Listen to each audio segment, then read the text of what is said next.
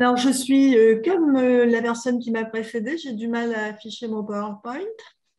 Donc, voilà, je suis sur un partage. Alors, peut-être qu'il faut que je l'ouvre d'abord, mon PowerPoint. Voilà. Alors, Alors, Elisabeth, comme on a fait l'autre fois, tu ouvres ton PowerPoint, Voilà. tu cliques sur la petite flèche partager l'écran en bas de l'écran Zoom Oui. et puis tu vas chercher ton PowerPoint. Ah, mais alors, attends, je crois que c'est ce que j'ai fait. Voilà. Mais moi, je ne suis plus à l'écran là. Alors, attends, où est-ce qu'il y a partagé le. Là, il y a la caméra. En bas, Si. tu emmènes ta petite ta souris, ta flèche vers le bas, partager l'écran et tu vas avoir le bandeau en bas normalement. Ben, écoute, alors, donc, je ne le vois pas. Alors, je me reclique Ou là-dessus. alors tu appuies sur Alt, sur la touche Alt, ça peut la faire apparaître. Attends, bon. Je vois Zoom, je vois Sylvia Nizet sur ma barre sous mon PowerPoint et Zoom. Donc, je vais aller dans Zoom. Va dans Zoom. Voilà, connexion. Attends, voilà, Zoom. OK. Ben oui, mais alors pourquoi il ne veut plus là? Alors, normalement, en bas de ton écran, tu dois avoir un petit icône bleu avec une caméra. Oui, c'est ça, c'est là-dessus que je vais. Et Donc, c'est va là que le dessus. Zoom apparaît. Voilà. Et il y a rejoindre. Mais oui, mais alors attends, voilà. Non, Voilà. parce que tu es avec nous. Rejoindre la connexion, la réunion. Voilà. Et connexion, va sur connexion. Oui. Attends, Voilà. Voilà. Voilà. Et alors là, saisir mon mot de passe. Bon, là, on est parti dans des trucs. non, normalement, il vous suffit juste. Bon, attends, je sors. Voilà. Non, mais vous ne faites pas ça, vous êtes connecté. Allez en bas de votre cadre, essayez de glisser la souris pour faire apparaître le bandeau où il y a marqué votre micro, votre caméra, et au milieu, partagez l'écran. Ben, alors là, il y a la caméra. Là, je suis sur le bandeau. Allez, continuez. Continuez à droite, au milieu. C'est là. Non, là, en dessous. Vous avez votre micro. Vous avez ensuite votre petite caméra. Après, vous avez normalement un petit logo où il y a marqué sécurité. Et à côté encore, sur la droite, vous avez partagé l'écran. Je devrais y arriver quand même. J'y suis arrivée hier. Là, alors là, il y a mon PowerPoint qui apparaît. Mais vous ne le voyez pas. Non. Voilà. Et reviens donc, sur Zoom, Elisabeth. Ah, ça y est, voilà. Partagez l'écran. OK, partagez l'écran. Et le voilà. Ah, on y arrive. Parfait. C'est bon là? Ça marche. Voilà. Ça marche, impeccable. Merci, merci beaucoup. Même l'entraînement ne suffit pas. Hein, voilà. Comme pour le graphisme, il faut répéter jusqu'à ce que les processus Non, alors, par contre, oui, le texte n'est pas à prendre en considération. Il y a un texte là qui Tu peux le mettre en affichage. Tu peux mettre en diaporama. Du texte et voilà, je me présente. Je suis donc Elisabeth Belgodère-Demeur. J'ai eu la chance de travailler pendant 20 ans avec Jean-Charles Terrassier et nous allons y revenir forcément sur cette notion de dysynchronie qui a été un concept très important pour aborder les problèmes de la précocité intellectuelle et particulièrement dans les apprentissages. Donc, en tant qu'orthophoniste, je vais vous parler du langage. Et c'est un sujet qui m'a toujours passionnée, d'autant plus que ce sont des difficultés de langage écrit qui prévalent dans la population des enfants qui nous intéressent, ce qui est en soi paradoxal, puisque des enfants intelligents devraient accéder plus facilement que les autres aux apprentissages du langage écrit. Et ce paradoxe fait douter les enseignants du potentiel intellectuel de l'enfant. Et par ailleurs, ces difficultés ne font pas toujours l'objet d'investigations approfondies. Nombre d'enfants s'expriment avec aisance, font preuve d'humour et leurs difficultés à l'écrit sont souvent considérées comme un refus de l'effort. Mais pourquoi voir? Pourquoi le titre de voir les dissocier à un potentiel intellectuel? C'est que maintenant, nous avons la preuve qu'il ne s'agit pas de fantasmes et de renforcement narcissique des parents qui voudraient voir leur enfant un petit génie qui a des difficultés. Et parce que nous avons maintenant des outils d'évaluation qui nous permettent de mettre des mots sur des ressentis. Alors, j'ai commencé à exercer en 1970, donc vous voyez, il y a un certain temps déjà, et les choses, évidemment, ont beaucoup évolué de façon extrêmement positive. Alors, quelle est la population concernée? J'aurais tendance à dire que toute population scolaire présentant ou non un trouble de l'apprentissage et dès les classes de maternelle. Pourquoi? Parce que l'orthophonie a un rôle préventif. Donc, les orthophonistes peuvent faire des bilans de langage de façon à évaluer le niveau de l'enfant, ceci pour leur permettre d'accéder peut-être précocement aux apprentissages. Donc là, on ne va pas parler de troubles, mais que les orthophonistes interviennent également pour déceler à travers des tests de langage des difficultés qui pourraient entraver une scolarité.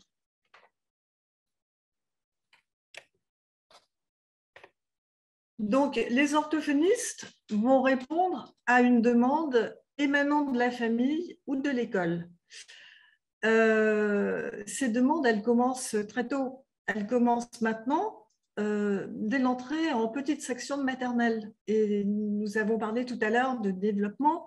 Et c'est cette avance de développement chez les enfants à haut potentiel intellectuel qui va peut-être poser quelques problèmes dès le début de la scolarisation.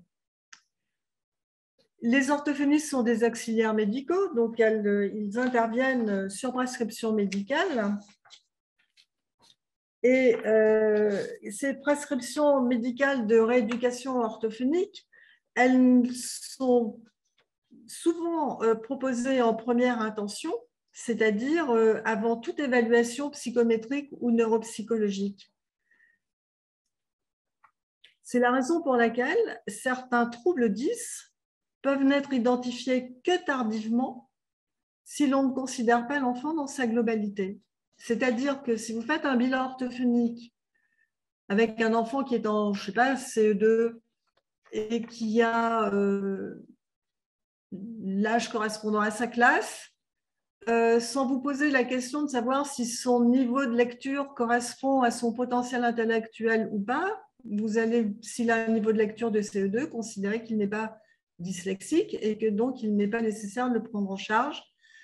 Et ce sont ces cas-là qui peuvent parfois poser quelques difficultés, car un haut potentiel peut masquer une dyslexie, mais une dyslexie peut également masquer un haut potentiel. Donc, il est très important que le trouble 10 soit envisagé en considérant l'enfant dans sa globalité.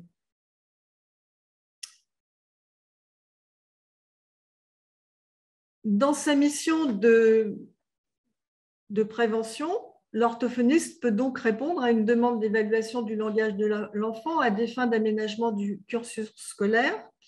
Et dans sa mission de thérapeute, il s'agira d'identifier une dyslalie ou une dysphasie pour qualifier un trouble de la parole ou du langage écrit. Je vais y revenir plus tard. Une dyslexie ou une dysorthographie, une dysgraphie bien sûr, qui peuvent être associées à des syndromes qui affectent le langage, tels que la dyspraxie ou des syndromes dysexécutifs.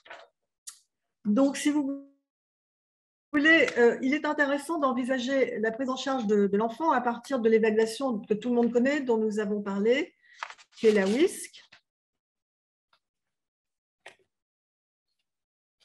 Avec les 5 indices qui sont évalués, sur lesquels je ne reviendrai pas puisqu'ils ont tous été cités, qui vont permettre de faire apparaître des profils qui seront homogènes ou hétérogènes et de faire apparaître également, dans certains cas, une discordance entre les échelles verbales et les échelles performance. On peut remarquer, il a été dit tout à l'heure qu'il n'y avait pas de corrélation entre l'indice de vitesse de traitement et les dysgraphies. J'ai pu pour ma part constater que lorsqu'il y avait une chute sur les scores concernant l'indice de vitesse de traitement, on pouvait noter un ralentissement dans le geste graphique ainsi qu'un ralentissement du rythme de lecture, et que ces particularités devraient faire l'objet d'une vigilance. Je n'ai pas la bonne version de… Voilà, donc si nous revenons sur les 10, la dysynchronie n'est pas un trouble. La dysynchronie, c'est une réalité développementale qui peut parfaitement se comprendre, si vous voulez, lorsqu'il s'agit de l'enfant intellectuellement précoce, puisque si l'on considère le développement de l'enfant, son langage se développe, on va dire, dès la naissance, dans une interactivité de tous les instants, alors que pour ce qui concerne l'écriture, eh bien, l'écriture est considérée comme un apprentissage scolaire. J'ai entendu tout à l'heure parler de l'écriture lorsqu'on rentre au CP. Donc, on se rend compte à quel point dans les acquisitions, dans les aptitudes de l'enfant à s'approprier le langage écrit, il va y avoir une différence de temps considérable entre le moment où il s'exprime tout à fait correctement et le moment où il va devoir écrire. À propos des dyslalies et des dysphasies, je ferai une remarque parce que, si vous voulez, là encore, on interprète parfois de façon erronée un trouble d'articulation qui est considéré comme étant le symptôme d'une immaturité affective, alors que très souvent, il s'agit d'une encore dysmorphose maxillofaciale et qui n'a rien à voir avec comment dire, la difficulté que pourrait avoir l'enfant à entrer précocement dans les apprentissages et à obtenir comment dire, une accélération de son parcours scolaire. Pour ce qui est des dysgraphies, dyslexie, dysorthographie, alors là, c'est un packaging. Je pense que le docteur Habib va revenir sur cette constellation. Effectivement, bon, les orthophonistes sont confrontés à la prise en charge de ces difficultés qui affectent le langage écrit et qui sont parfois à mettre en relation avec d'autres difficultés que sont les dyspraxies et qui affectent également le langage, mais qui feront partie, comme les syndromes dysexécutifs, de ces éléments sous-jacents qui sont la partie immergée de l'iceberg, pour reprendre une formule qui a été utilisée tout à l'heure.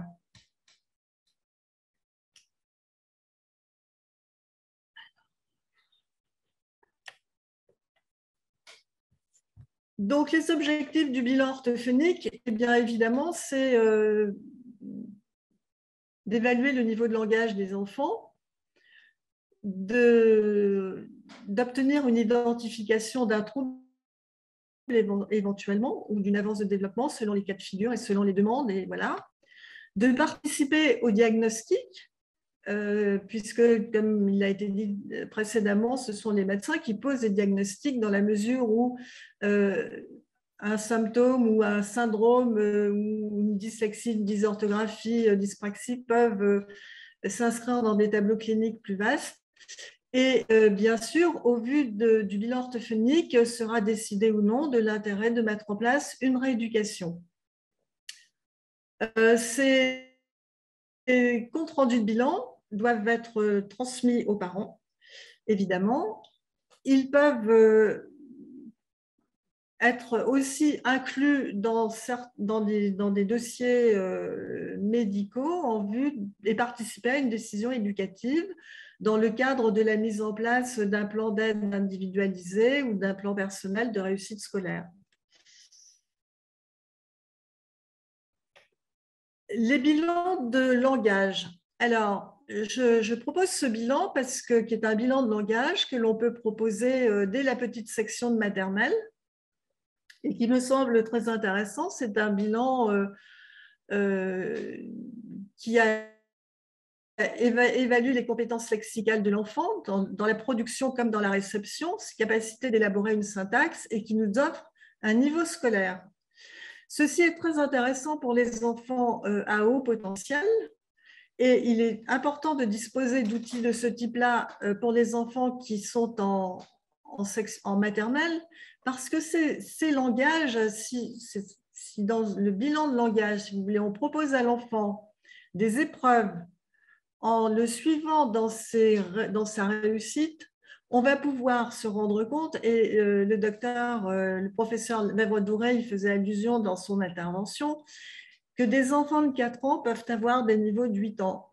Ce qui est quand même un peu problématique lorsque l'on va s'intéresser à la proposition de l'apprentissage du langage écrit pour des enfants qui ont un tel niveau de développement.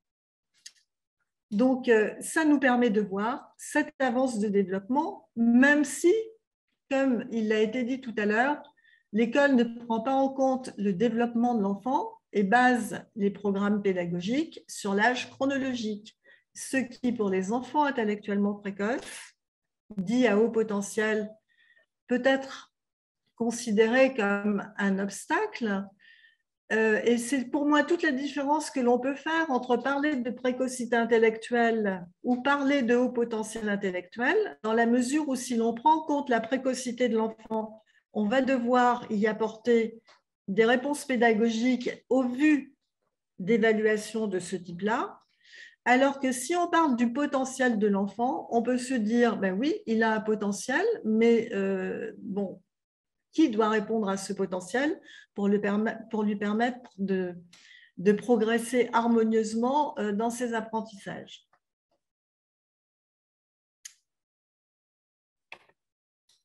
Il en est de même pour les bilans de lecture et d'orthographe que l'on peut donc proposer aux enfants dès le premier trimestre du cours préparatoire et qui permettent cette fois non seulement d'avoir un niveau scolaire de l'enfant en tenant compte d'éléments qui sont des éléments linguistiques, mais on va s'intéresser également à la mémoire de travail et ça renvoie donc à des notions qui sont des notions de neuropsychologie qui apportent un éclairage, à mon sens, très intéressant pour comprendre les difficultés qui peuvent émerger lors de l'apprentissage du langage écrit de l'enfant intellectuellement précoce. Dans cette optique-là, je voudrais parler de l'apport des neurosciences et baser le travail que j'ai fait en fait sur le cadre conceptuel qui est en relation avec les processus séquentiels et simultanés mis en jeu dans les apprentissages, tels que nous les proposent mesdames Flessa et Lucier, qui sont donc des neuropsychologues qui travaillent, qui sont canadiennes, je pense, et qui ont beaucoup travaillé pour l'identification des troubles et leur remédiation. Et je dois dire que c'est à partir de ces travaux que j'ai peut-être mieux compris ce qui pouvait expliquer les difficultés rencontrées par les enfants à haut potentiel intellectuel ou intellectuellement précoces. Cet outil que j'ai utilisé, et je vous proposerai des profils dans un deuxième temps, s'intitule « L'évaluation verbale des aptitudes cognitives ». Elle est proposée aux élèves du CE2 jusqu'à la 3e, donc on peut voir là les avances de développement qui peuvent exister et les difficultés qui peuvent émerger. Elle se compose de 3 échelles et de 13 subtests qui permettent d'analyser donc les processus simultanés et séquentiels engagés dans la compréhension, dans les tâches de langage, et nous donne aussi une indication sur les compétences linguistiques des sujets concernés. Non, je ne regarde plus ça. Donc, les échelles simultanées, elles nous apportent des éléments concernant la capacité que l'enfant a de discriminer gauche et droite, d'accéder aux symboles mathématiques, d'avoir une représentation correcte des rapports spatiaux, d'être capable de représentation mentale, d'accéder à des connaissances de vocabulaire appropriées au registre spatial, de faire état de clarté dans les évocations visuelles, Elle nous apporte des éléments aussi sur les capacités qu'a le sujet à contrôler ou non son incapacité et d'aller au-delà d'une réalité concrète.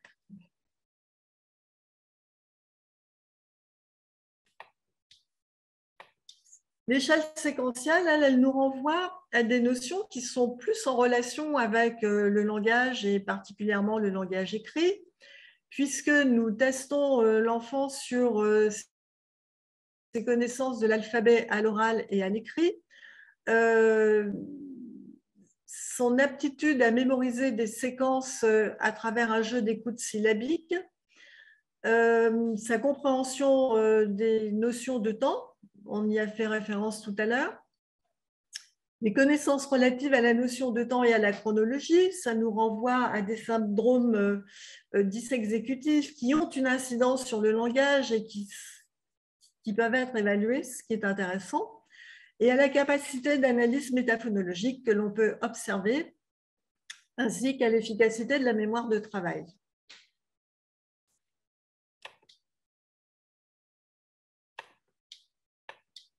Non, les compétences, les échelles langagières, elles font état des compétences linguistiques à travers 5 subtests, 3 qui vont tester le versant expressif et 2 autres qui vont tester le versant réceptif. Donc, ça nous permet d'avoir une connaissance du niveau de langage de l'enfant et de ses compétences linguistiques, indépendamment des troubles du langage que l'on a pu observer. Voici le type de profil que cela nous permet d'observer. Alors, je ne sais pas si vous voyez la flèche ici, avec ici les échelles séquentielles sur la gauche, qui reprennent donc tous les éléments dont je viens de parler, puis l'échelle simultanée sur la gauche, puis l'échelle séquentielle, qui sont reprises ici à travers des subtests que l'on propose à l'enfant. Et les résultats sont ensuite regroupés dans une échelle globale qui reprend chacun des éléments séquentiels, simultanés, langagiers, sur le versant réceptif et expressif. Donc, cet outil nous apporte quand même une très belle vision, puisqu'il s'agit de voir les 10, de ce que peut être les aptitudes de l'enfant face à des compétences langagières. Vous voyez dans ce cas-là qu'il y a un profil qui est extrêmement homogène, puisque c'est dans la partie médiane de la feuille que se situe la moyenne et que tous les scores que nous obtenons ici sont des scores qui sont très, très nettement au niveau, donc au-dessus du niveau. Et ce profil correspond à un bilan de langage qui avait été demandé en vue d'un saut de classe, en fait. Et il est bien évident que si l'on propose un saut de classe à un enfant, la première des choses à laquelle il faut penser, c'est ne lui fait-on pas prendre de risques? Et ce type d'outil permet de faire des évaluations qui limitent les prises de risques.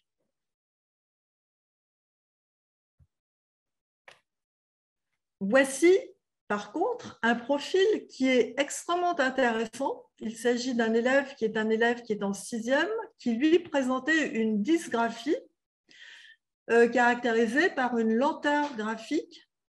Et ce qui est frappant dans ce profil, c'est qu'il y a un score qui est extrêmement discordant, qui est celui qui renvoie à la maîtrise de l'alphabet, à travers la représentation syllabique, et qui nous amène chez cet enfant qui a globalement un niveau de 3e alors qu'il est en 6e, un niveau de CE2.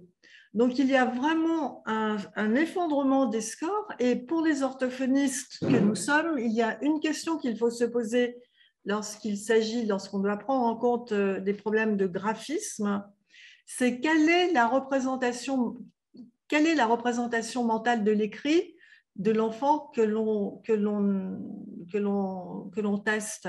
Parce que cette notion de représentation mentale de l'écrit, d'aphantasie, on commence à en parler, serait déficitaire chez certains enfants dysgraphiques et dysorthographiques.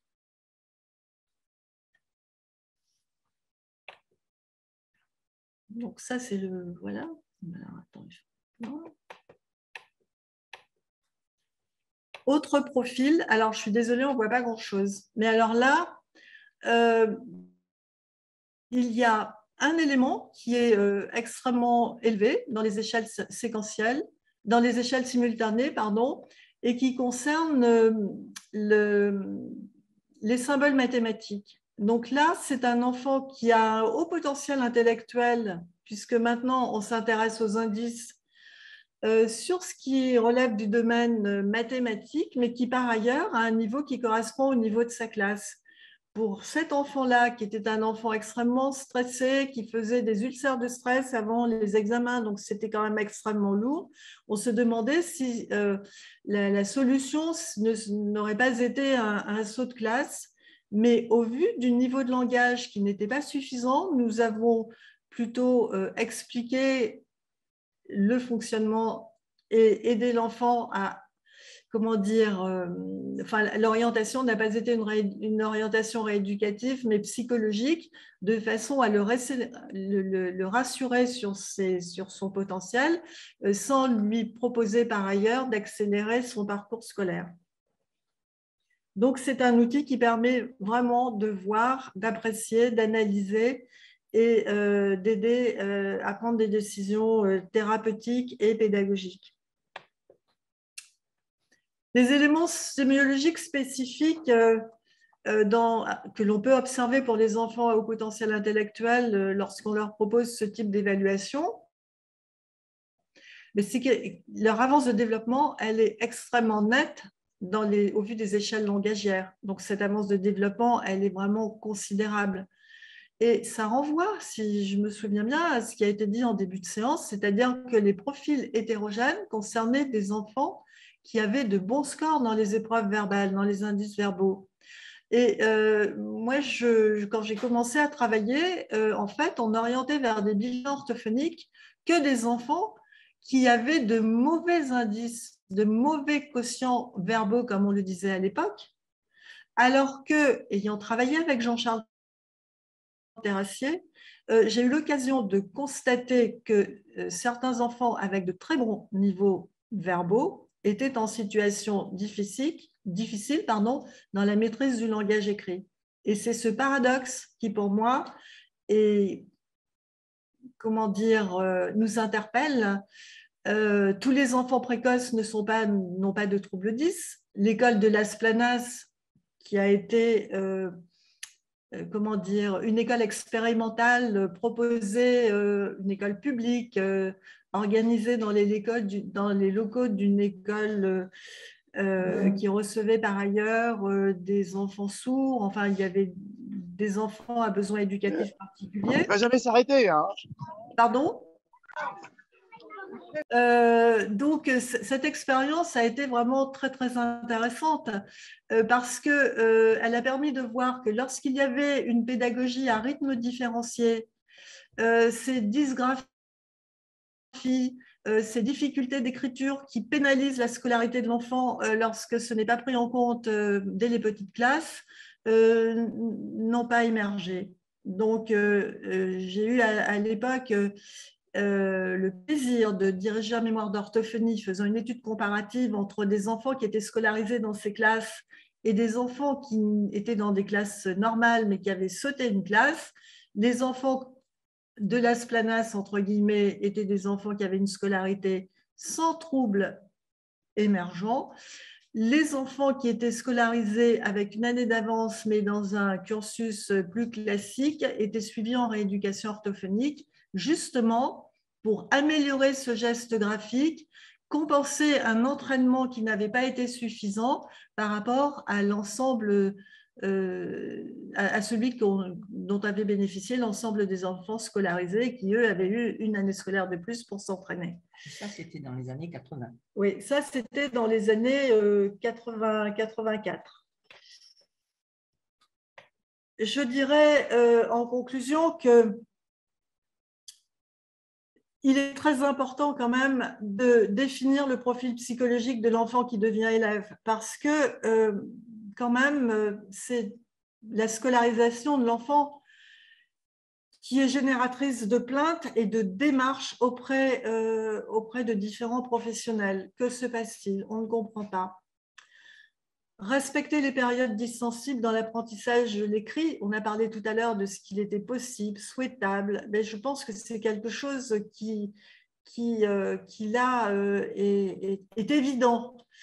Et c'est peut-être en respectant ces périodes sensibles que l'on pourrait prévenir l'émergence de troubles du langage écrit du fait de la mise en place de stratégies adaptées qui nous permettraient également de lutter contre le désinvestissement scolaire.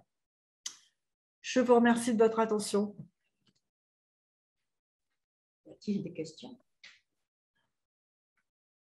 Un grand merci pour cette intervention qui montre l'importance et la finesse du travail de l'orthophoniste.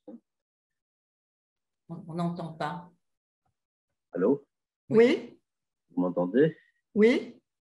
Oui. Je disais merci pour cette intervention qui nous montre l'importance, encore une fois, la finesse du travail de l'orthophoniste. Oui, parce que si vous voulez, enfin, ce qui est frappant, mes tableaux, là, je suis désolée, on ne les voyait pas très bien et il aurait fallu que je rescanne. Enfin, je n'avais pas les outils pour le faire. Mais ce qui est quand même très, très remarquable, c'est ce déficit face à la, comment dire, à la représentation mentale de l'alphabet, en fait. Vous demandez à un enfant, et ça joue, si vous voulez, aussi au niveau de la mémoire de travail. Ça va jouer sur énormément de choses. Et il me semble, enfin moi j'ai vu, on demande beaucoup des classifications par ordre alphabétique, par exemple, à défaut de demander une transcription.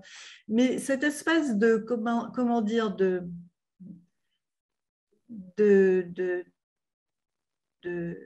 synchronisation entre l'alphabet que l'on apprend sous forme de comptines précocement et ce passage à l'alphabet que l'on apprend à travers le prénom, mais pas comme une série, et qui arrive après beaucoup plus tard dans la maîtrise du geste graphique, je crois que c'est quelque chose qui doit être pris en considération lorsqu'on s'occupe de précocité intellectuelle. Et c'est quelque chose qui pose question par rapport au temps d'apprentissage et à l'entrée de l'enfant dans l'apprentissage de l'écrit. Parce que ça rejoint un peu ce qui s'est passé au niveau de l'humanité. L'écriture est arrivée très, très tardivement dans l'histoire de l'humanité. Et j'ai l'impression qu'elle arrive très, très tardivement dans les apprentissages. Alors qu'en fait, cette synchronie dont on a parlé comme étant quelque chose, maladresse motrice, qui pouvait peut-être expliquer que, je crois que si on propose à un enfant des outils adaptés à sa main, à sa taille et à ses capacités, la transcription, au vu du mimétisme qui existe et que nous a montré le professeur Fèvre-Douré, devrait se mettre en place beaucoup plus tôt qu'on ne peut l'imaginer. En fait, on parle à l'enfant, mais on lui écrit peu, et maintenant l'enfant est confronté à des tablettes. Donc le geste graphique n'est pas quelque chose qui fait partie de l'activité quotidienne, peut-être ni des parents comme modèle, ni de l'enfant dans sa pratique. C'est peut-être ça qui peut être reconsidéré. Merci beaucoup. Je crois qu'il y avait une ou deux questions, si vous souhaitez répondre, sur si cette étude est en libre accès. C'était, je crois, une question que j'ai vue apparaître. Et puis, sur l'évaluation donc, du niveau verbal. Et l'évaluation verbale des aptitudes cognitives? Si l'orthophoniste peut… Oui, moi j'ai découvert cet outil. Alors bon, c'est quelque chose qui m'est souvent dit, mais ça, c'est de la neuropsychologie. Moi, j'ai découvert cet outil dans le cadre des journées d'orthophonie de l'hôpital Bichat en 2000. C'était à l'intention des orthophonistes. Et je pense vraiment, pour ce qui me concerne, que ça m'a vraiment ouvert des horizons sur les particularités des enfants intellectuellement précoces, ne serait-ce que par du fait que l'on voit leur avance de développement dans les échelles langagières et les scores qui s'effondrent dans les processus séquentiels du traitement de l'information. Et c'est peut-être d'outils comme ça qu'on monte, parce que si vous regardez une dysorthographie, bon, c'est-à-dire un trouble de l'orthographe, les troubles de l'orthographe d'un enfant à haut potentiel ressembleront beaucoup aux troubles de l'orthographe d'un enfant qui n'est pas à haut potentiel, avec ceci quand même comme différence, c'est que chez les enfants à haut potentiel, du fait de leur bon niveau de langage, même si on parle de dysorthographie ou de dyslexie phonologique, moi c'est un terme que je réfute un peu parce qu'en fait, il n'y a aucune altération du système phonologique. Par contre, effectivement, il y a des difficultés dans ce qui concerne le code graphophonétique, mais parce que c'est le phonème, c'est la trace écrite qui n'est pas facilement associée à la production orale. Donc, il me semble que c'est dans ce sens-là qu'il vaut mieux prendre le problème. Et c'est particulier aux enfants à haut potentiel. Moi, il y a quelque chose que j'adorais faire avec eux. Au lieu de leur demander de transcrire, j'appelais un mot ou une phrase et je leur demandais de reconstituer à partir de l'épellation. C'était très intéressant parce que ce n'était pas du tout immédiat. Alors qu'à la dictée, transposer un message oral se faisait très facilement avec alors un non-respect total des règles grammaticales puisqu'ils écrivaient ce qu'ils entendaient, mais les accords grammaticaux ne s'entendent pas. Et vous aurez sans doute remarqué que chez les enfants précoces, beaucoup de terminaisons verbales et d'accords grammaticaux ne se font pas. Et ceci peut expliquer cela. Merci beaucoup. Merci beaucoup. Alors, comme il y a toujours beaucoup de choses à dire et que le temps nous presse un peu, nous avons un petit peu débordé d'ailleurs, ce qui est normal et compréhensible. Est-ce qu'on peut revenir à l'écran de base Elisabeth, oui, je vais... Attends, il faut que je sorte là. Donc, en attendant, donc, pour faire la transition avec donc, Michel. C'est pénible, ces trucs. Normalement, Elisabeth, vous allez en haut. Voilà. Non, ici. Voilà, oui, voilà. C'est bon. Alors, ça y est? Oui. Mais tu as pas le premier. J'ai l'ensemble de l'écran. L'écran de base, c'est ça. Ah bon. Parce que les questions qui apparaissent. Donc, nous allons passer à, si vous permettez, donc à quelque chose d'une autre nature. Hein. Donc, je dois dire, pour moi, personnellement, pour moi, l'importance de la neurologie, des études de neurologie en général, pour moi, c'est un critère de validité, entre guillemets, c'est-à-dire dans mes cours, dans mon enseignement, dans mes travaux, j'essaye de regarder toujours ce qui se passe du côté des découvertes des données de la neurologie pour savoir si je dis n'importe quoi ou pas. Je crois que c'est un critère aujourd'hui qui est important. Et en plus, là, en l'occurrence, nous avons quelqu'un, Michel Habib, je présente très rapidement, donc un chercheur qui nous apporte des éléments vraiment très importants avec des recherches très récentes dans des revues internationales, Brain, des articles très récents. Donc, je dirais juste deux choses parce que le temps passe. Dr Habib donc, va nous parler certainement du double aspect donc, que présentent ces enfants souvent, ces jeunes souvent, donc de double exceptionnalité, donc avec 10 et au potentiel. Et donc, mais je dois dire que ce qui est assez fascinant, c'est que notre cerveau, que les neurologues connaissent mieux que les chercheurs, en particulier mieux que tout le monde, n'est pas monolithique, c'est-à-dire il y a plusieurs parties, si je puis dire, plusieurs dimensions, plusieurs choses du cerveau, enfin, qui travaillent ensemble. Ils travaillent ensemble pour aboutir à un fonctionnement, à un comportement externalisé ou pas, c'est-à-dire exprimé en comportement ou pas. Madame a utilisé tout à l'heure le terme de synchronisation. Je sais que les travaux récents de Dr Habib portent sur la synchronisation justement entre différentes fonctions, donc corticales. Et donc, il y a au-delà d'une seule fonction qui intervient. Et là, en l'occurrence, ça confirme un peu ce que nous disions aussi en début de cet après-midi, qu'il y a le langage, il y a la motricité, il y a d'autres aspects aussi de notre fonctionnement cortical et cognitif en général qui interviennent. Donc, je suis toute oreille pour écouter donc le Habib nous parler.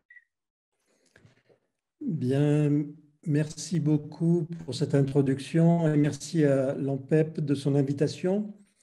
Et également, je tiens à féliciter tous les